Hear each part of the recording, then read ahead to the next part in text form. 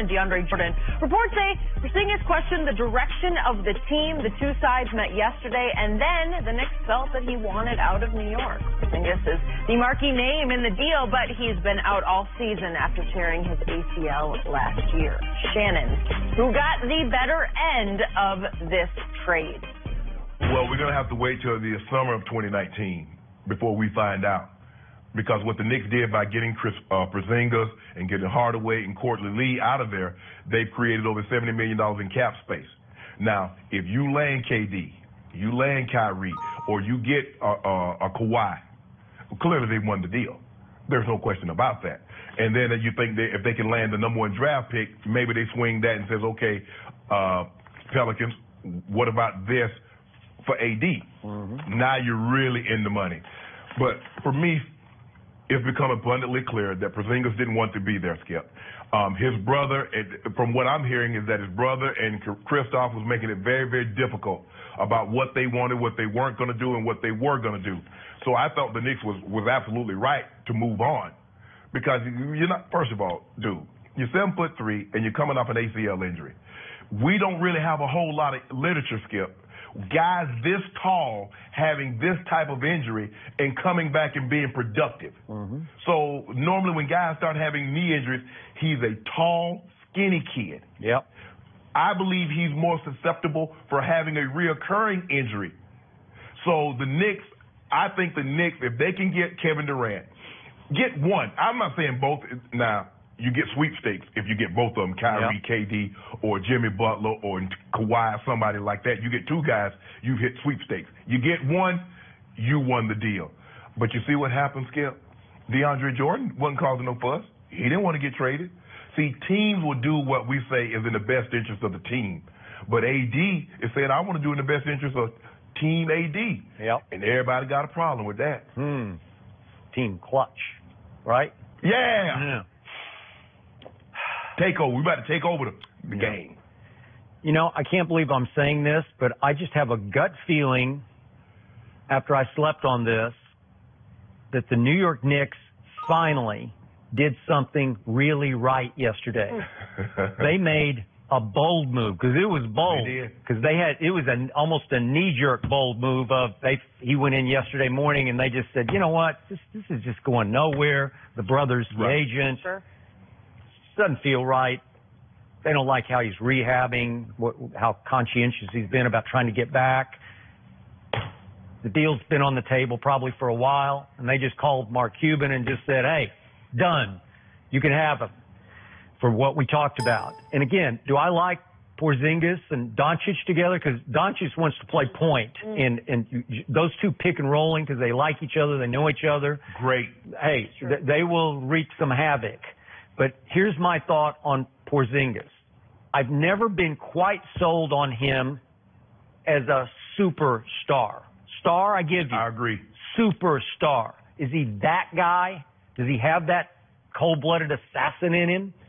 Obviously, he is, as Kevin Durant nicknamed him, the unicorn, because he is 7'3", and he has guard skills at 7 feet 3 inches tall. Very skilled. Yeah, we never seen anything quite like that. This is beyond Dirk, right? This because he's got, at least 3 inches on Dirk. 3 inches. Wow. Okay, so, what's inside him? Does the fire burn? Cold-blooded? I don't know. I don't get that sense yet. Maybe it's too soon to draw that conclusion. Maybe he'll find himself more in Dallas than he did with the Knicks. But you're right about 7'3" and the injuries. You sold on that? You going to bet long-term on that? No. So the Knicks made a great move, a quick, bold move to just clear the decks and start over with $71 million of cap room. So what's my gut feeling? This is just gut. And again, so much is going to have to unravel because we don't know how Golden State, what's their fate at the end of the year? Are they going to win another championship or are they going to come up short? How will that affect Kevin Durant's mentality going into the summer? I have no idea. What about Kyrie's mentality? He's about as unpredictable as there is of the superstars in the NBA.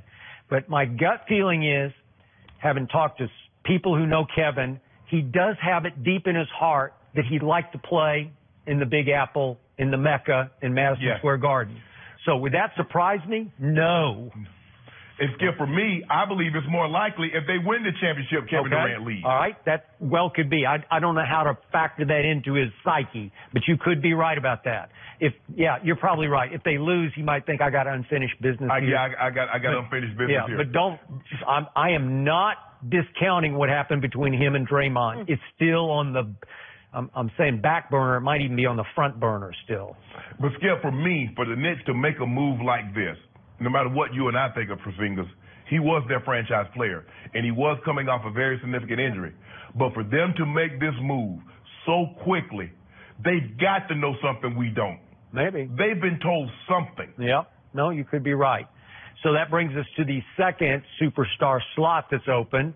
Kyrie Irving grew up all over the place. He was in Australia for a while, but New Jersey, went to high school. He's a New York kind of kid, and he's got that in his heart.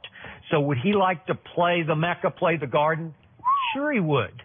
And what do I keep seeing? I've said on the show several times. In fact, when the Mavericks were there the other night, it was Dirk's turn to be the visiting superstar.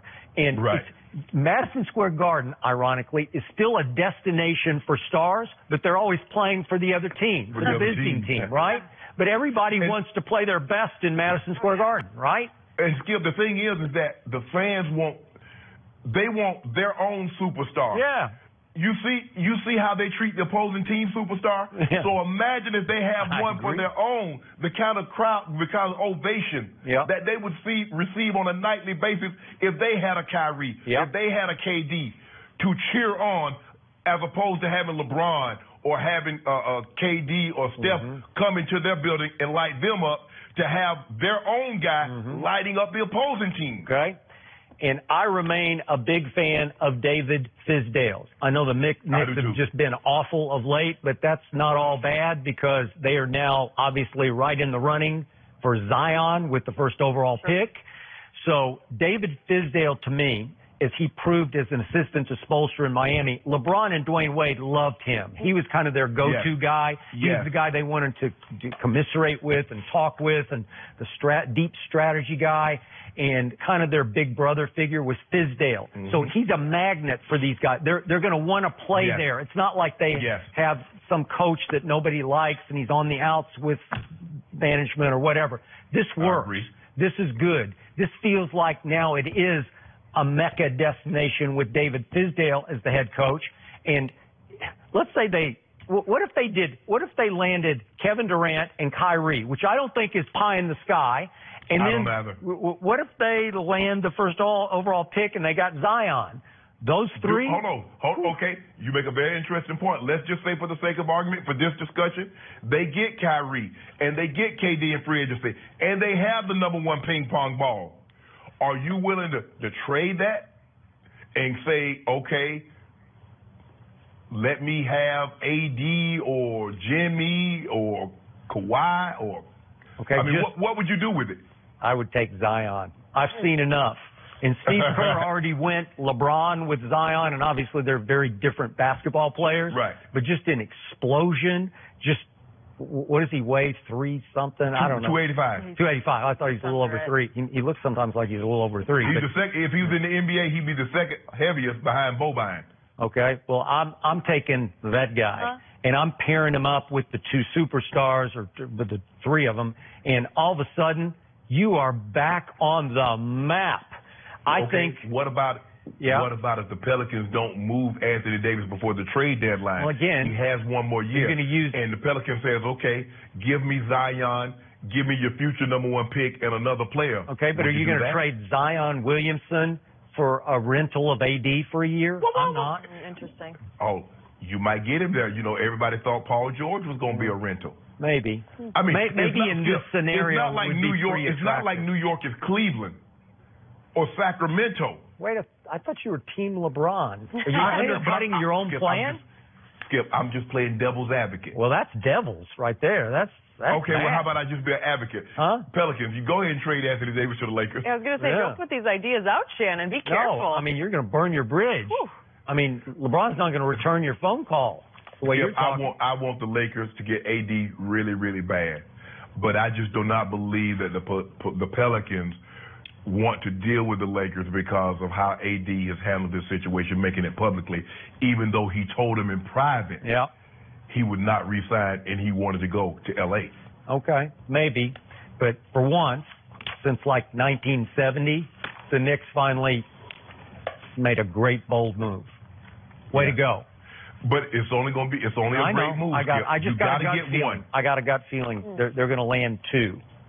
Okay. Here we go. How happy are those Knicks fans listening to both of you guys be positive about the future? So, we got something to look forward to this weekend. Tom Brady, could he win ring number 6 on Sunday? TJ Hushmanzada is here. He's going to make his pick